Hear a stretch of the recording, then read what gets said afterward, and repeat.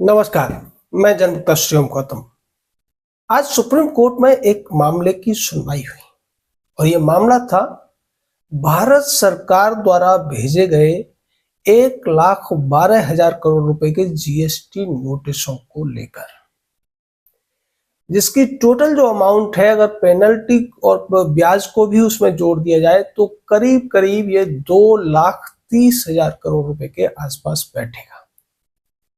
लेकिन इस पूरे मामले में सुप्रीम कोर्ट की खंडपीठ ने, जिसकी अध्यक्षता जस्टिस पारदीवाला कर रहे थे, और इसमें आर महादेवन नाम के दूसरे जज भी थे, इस मामले को स्टे कर दिया है।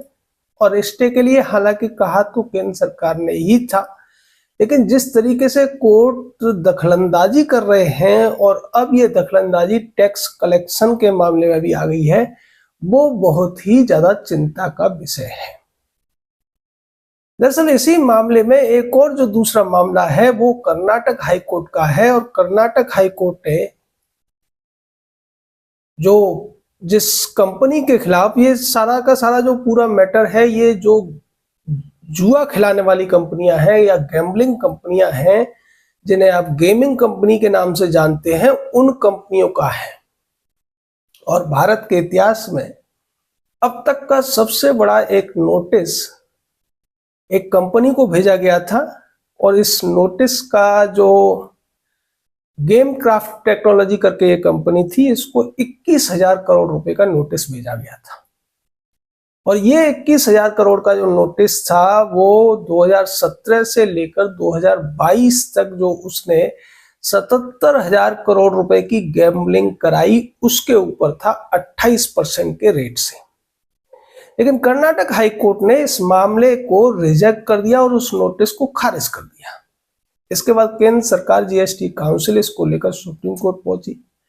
सुप्रीम कोर्ट में जो दूसरी करीब 70 कंपनियां थी जिनके खिलाफ 1,12,000 करोड़ रुपए के नोटिस जारी हुए थे, और इसमें यह कहा गया था कि 1 अक्टूबर से 18 की बजाय 28% जीएसटी लगेगा, और वो भी जो गैम्बलिंग का अमाउंट है उस पर, या जो दाव लगाया गया है उस पर लगेगा।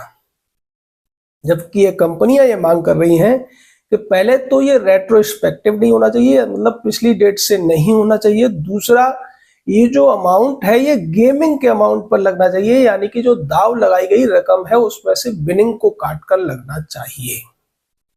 जबकि जीएसटी काउंसिल की दलील ये है कि चूंकि ये टैक्स केवल टैक्स कलेक्शन के लिए नहीं है, बल्कि देश में जो गेमिंग के नाम पर गैम्बलिंग यानी जुए को जो बढ़ावा दिया जा रहा है, जुआ खिलाने की कोशिश की जा रही है, उसको हतोत्साहित करने के लिए ये टैक्सेशन हुआ है। और ऐसा सभी देशों की जनकल्याणकारी जो सरकारें होती हैं वो करती हैं। आपने देखा होगा कि जो जरूरत की चीजें होती हैं उन पर टैक्स कम होता है, लेकिन सिगरेट और शराब के ऊपर टैक्स बहुत ज्यादा होता है। इसके पीछे कारण यही होता है कि ज्यादा टैक्स की वजह से ऐसी चीजें की महंगी हो जाएंगी, और महंगी होने की वजह से उन्हें कम लोग खरीदेंगे और कम लोग उसका नुकसान उठाएंगे। लेकिन इस मामले में एक और बड़ी बात जो है वो ये है कि इस पूरे मामले को लेकर जो देश की जीएसटी का मामला है, और इसका राज्यों को ही हिस्सा जाना है, और जो जितना कलेक्शन होता है जीएसटी या दूसरे टैक्सों के माध्यम से, उसी से भारत सरकार तमाम जन कल्याणकारी योजनाएं चलाती है और राज्यों को भी उसका हिस्सा देती है। लेकिन इन कंपनियों ने अपना 1,12,000 करोड़ रुपए का टैक्स बचाने के लिए जिस तरीके से बड़े बड़े वकीलों को खड़ा कर दिया, उससे भी आप समझ सकते हैं कि क्या वजह है कि जो ब्रिलियंट माइंडेड लॉ स्टूडेंट्स होते हैं वो जज बनना नहीं चाहते हैं, बल्कि वकील बनना चाहते हैं। क्योंकि आज भारत में सबसे ज्यादा अगर किसी प्रोफेशन में कमाई है तो वो वकालत में ही है। दिखने में वो केस में हो सकती है, प्रॉपर्टी के मामलों में तो वो हिस्सेदारी तक होती है, और ऐसी बड़ी बड़ी गैम्बलिंग कंपनियों के जब केसेस आते हैं तो आप समझ लीजिए उसमें कितना बड़ा हिस्सा वकील लेते होंगे। इस केस में जो वकील हैं उनके आप नाम सुनेंगे तो खुद समझ जाएंगे कि इसमें कितना मोटा पैसा इन कंपनियों ने इन बड़े बड़े वकीलों को दिया होगा। अगर मैं वकीलों की बात करूं तो इसमें सबसे बड़ा नाम है हरीश साल्वे का। उसके अलावा दूसरा नाम आता है जो कुख्यात है पैसे लेकर कुछ भी फैसला करवाने के लिए, वो है अभिषेक मनु सिंघवी। एक और वकील हैं सहजन पोवैया करके हैं वो, एक गोपाल शंकर नारायण हैं। इसके अलावा एक और है लक्ष्मी कुमारन, जो चरण्य लक्ष्मी कुमारन। बिंजो गेम्स करके जो कंपनी है उसकी तरफ से अभिषेक मल्होत्रा और श्याम गोपाल को खड़ा किया गया है। ध्रुव मेहता भी इसमें कुछ कंपनियों की तरफ से हैं। यानी कि ये जो कंपनियां हैं वो बजाय 2.5 लाख करोड़ रुपए का जीएसटी चुकाने के इन वकीलों को अगर 2,500 करोड़ भी बांट देती हैं तो वो उनके लिए फायदे का सौदा है। और ये सारा जो मैटर है वो केवल कोर्ट का मैटर नहीं है या कंपनियों के जीएसटी का मैटर नहीं है। मैटर ये भी है कि क्या सरकार की किसी भी जन कल्याण की नीति और उस नीति को लागू करने के लिए बनाए गए कानूनों को आप कोर्ट में घसीट कर ले जा सकते हैं, और क्या कोर्ट को यह अधिकार है जो कानून बनाए जाते हैं उनके उलट जाकर वो फैसला दे दे। हालांकि सुप्रीम कोर्ट का फैसला अभी आया नहीं है, अगली तारीख 18 मार्च की है, लेकिन कर्नाटक हाई कोर्ट ने इस पूरे मामले में जिस तरीके से फैसला लिया था वो अपने आप में बहुत ही ज्यादा आलोचनात्मक है। क्योंकि जैसा सरकार कहती है या जैसा जीएसटी काउंसिल की तरफ से जो एएसजी वेंकट रमन है उन्होंने अपना पक्ष रखा और उनका यही कहना था कि चूंकि ये गैम्बलिंग है और गैम्बलिंग को हतोत्साहित करने के लिए सरकार को ऐसे नियम कानून या ऐसे टैक्स लगाने का पूरा हक है जिससे लोग हतोत्साहित होकर उसकी कीमत ज्यादा देखकर पैसा न लगाएं।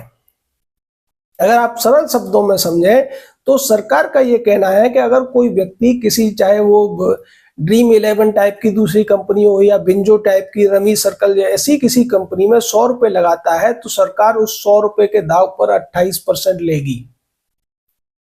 कंपनियां ये कह रही हैं कि अगर 28% सरकार लेगी तो हमें उस व्यक्ति से 100 रुपए लगाने के लिए 128 रुपए लेने पड़ेंगे। यानी कि ये कंपनियां अपने मुनाफे में से कुछ देना नहीं चाहती हैं, बल्कि ये कह रही हैं कि इसकी वजह से लोग हतोत्साहित होंगे और उनके लिए जुआ खेलना महंगा हो जाएगा, जो कि सरकार चाहती है। सरकार तो यही चाहती है कि जुआ खेलना इतना महंगा हो जाए कि इसको खेलने से पहले आदमी 10 बार सोचे। अगर किसी व्यक्ति को 1 रुपए लगा के 100 रुपए कमाने की उम्मीद होगी तो वो आसानी से लगाएगा, लेकिन अगर उसे ये पता है कि मैं 1 रुपया लगाऊंगा तो उसमें से 30% तो टैक्स में चला जाएगा, यानी कि उसको जो फायदा होगा तो वो बहुत कम होगा, क्योंकि फायदे के बाद भी टैक्स लगेगा। अगर दूसरे शब्दों में देखें तो यहाँ दाव पर 28% लगेगा और उसके बाद जब वो विनिंग होगी तो उस पर भी कम से कम 25 से 30% लग जाएगा। यानी कोई भी व्यक्ति ये नहीं चाहेगा कि उसे 100 रुपए लगा के और 3 रुपए मिलने का चांस हो, और वो भी एक चांस के तहत। तो यानी कि वो जुआ खेलने से रुकेगा और उसकी वजह से जो परिवार बर्बाद होते हैं वो नहीं होंगे। और यही हमेशा से उद्देश्य होता है सभी सरकारों का, जो भी जन कल्याण को ध्यान में रखकर काम करती है। लेकिन कर्नाटक हाई कोर्ट ने जो फैसला दिया उसको आप समझ सकते हैं कि या तो वो वकीलों की करामात थी या फिर जजों की मेहरबानी थी। क्योंकि आप समझिए कि 21,000 करोड़ रुपए का नोटिस है, उसमें पेनल्टी भी है, और ये जो पेनल्टी होती है, पेनल्टी ब्याज करीब करीब 100% होती है ऐसे मामलों में। ये जो कंपनियां हैं उनका 28% अगर आप सोचिए 1,12,000 करोड़ रुपए बैठ रहा है, तो आप अंदाजा लगा सकते हैं कि इन लोगों ने पिछले 5 साल में कम से कम 4 लाख करोड़ रुपए का जुआ लोगों को खिलाया है। हर साल 80,000 करोड़ रुपए का जुआ। अब आप सोचिए, जो लोग ये कहते हैं कि भारत भुखमरी इंडेक्स में इतने नंबर पे है, भारत में 27 रुपए पर डे के हिसाब से लोगों का आमदनी है, ये जो आंकड़े आते हैं ये कहां से आते हैं? अगर ऐसी स्थिति रही होती तो फिर ये 80,000 करोड़ रुपए सालाना का जुआ कहां से लोग खेल रहे हैं? और सरकार को पूरा अधिकार है, पूरा उनका दायित्व है, संवैधानिक उनकी ड्यूटी है कि वो ऐसे जुए खेलने वाली कंपनियों पर, लोगों पर प्रतिबंध लगाए। लेकिन कोर्ट जिस तरीके से बीच में आकर हर काम में अड़ंगा लगाने की कोशिश कर रहा है, जिस तरीके से जुडिशियल एक्टिविज्म बढ़ती हुई नजर आ रही है, सरकार कोई भी फैसला ले, हर उस फैसले की समीक्षा के लिए लोग पहुंच जाते हैं और कोर्ट भी उस समीक्षा के नाम पर सीधे तौर पर हस्तक्षेप करने की कोशिश करता है एग्जीक्यूटिव और लेजिस्लेचर के कामों में। भारतीय संविधान ने स्पष्ट तौर पर तीनों ही जो अंग हैं सरकार के या प्रशासन के, उनको अलग अलग रखा है, उनको स्वतंत्रता से रखा है, लेकिन स्पष्ट संकेत है कि कोई भी एक अंग दूसरे अंग के कामों में रुकावट नहीं डालेगा, बल्कि तीनों मिलकर एक बेहतर भविष्य के लिए, जनता के बेहतर कल्याण के लिए काम करेंगे।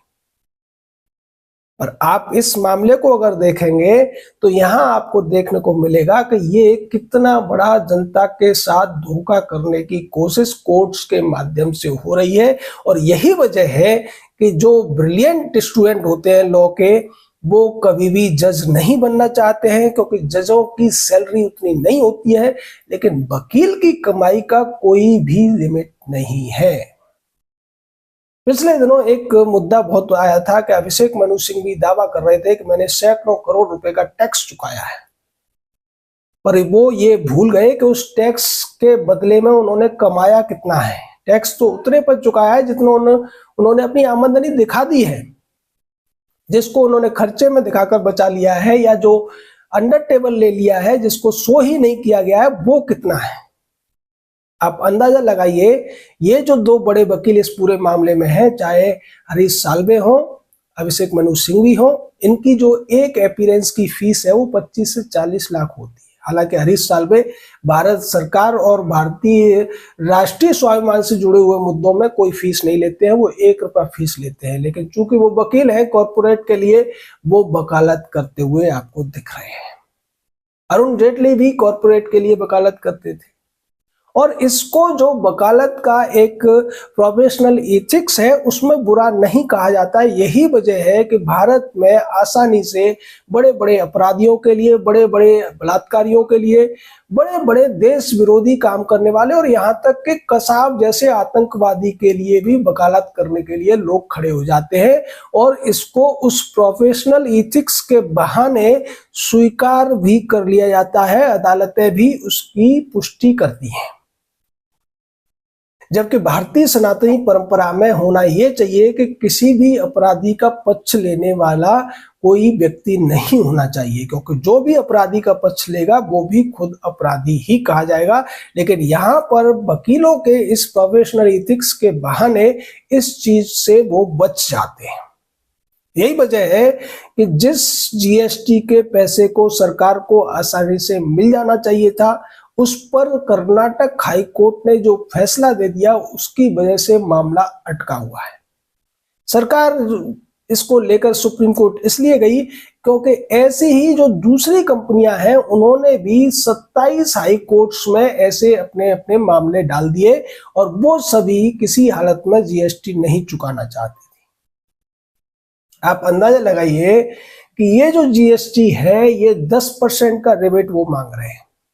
ये लोग कोई मेहनत करके, कोई जन कल्याण के लिए दवाइयां बनाकर या अस्पताल खोलकर या स्कूल या दूसरे कॉलेजेस खोलकर पैसा नहीं कमा रहे हैं, बल्कि ये सिर्फ और सिर्फ गैम्बलिंग, जैसे ये गेमिंग का नाम दे रहे हैं और स्किल के नाम पर कर्नाटक हाईकोर्ट ने जो दलील दी है वो भी बड़ी हास्यास्पद है। ये जो कंपनी है वो रमी सर्कल वाली कंपनी है और हाईकोर्ट ने इसी दलील को मान लिया कि रमी खेलना एक स्किल है, गैम्बलिंग नहीं है। यानी कि आप अगर जो सड़क के किनारे या कहीं चौराहे पर, पार्कों में या जंगल वगैरह में 10-20 लोगों को अगर आप जुआ खेलते हुए, रमी खेलते हुए देखते हैं, तो वो जुआ नहीं खेल रहे हैं कर्नाटक हाईकोर्ट के उस दलील के अनुसार, तो वो अपनी स्किल के अनुसार पैसा कमाने की कोशिश कर रहे हैं। मतलब रमी एक हुनर है, रमी खेलना हुनर है। और अगर कोई व्यक्ति रमी में पैसा लेकर पैसा कमाता है तो वो जुआ नहीं बल्कि हुनर है, ये कहना है कर्नाटक हाई कोर्ट का, जिसको लेकर इस मामले में सबसे बड़ा पेच है। हम तो कहते हैं कि सरकार ने 28% की लिमिट क्यों रखी है। जैसे शराब के मामले में या सिगरेट के मामले में कोई लिमिट नहीं है टैक्सेशन की, कितना भी आप लगा दीजिए, चाहे 100% लगाइए, 200% लगाइए, यहां तो 200% या कम से कम 100% टैक्स लगाने की जरूरत है, जिससे कोई भी आदमी दाव लगाने से पहले, जुआ खेलने से पहले 10 बार सोचेगा। और आप सोचिए ना, पिछले 10 साल में देश में कितना बदलाव हुआ है कि चाहे अमिताभ बच्चन हो, शाहरुख खान हो, अजय देवगन हो, सौरभ गांगुली हो, सचिन तेंदुलकर हो, बड़े से बड़े क्रिकेटर, ये सब के सब लोगों को जुआ खेलने के लिए प्रेरित करते हुए आपको नजर आएंगे। दो ही चीजों के एडवर्टाइजमेंट में सबसे ज्यादा पैसा इन लोगों को मिलता है, एक होता है गुटखा या शराब और दूसरा होता है ये गेमिंग का। बड़े बड़े ज्यादातर जो क्रिकेट खिलाड़ी हैं वो किसी न किसी गेम या गैम्बलिंग के लिए आपको कहते हुए नजर आते हैं।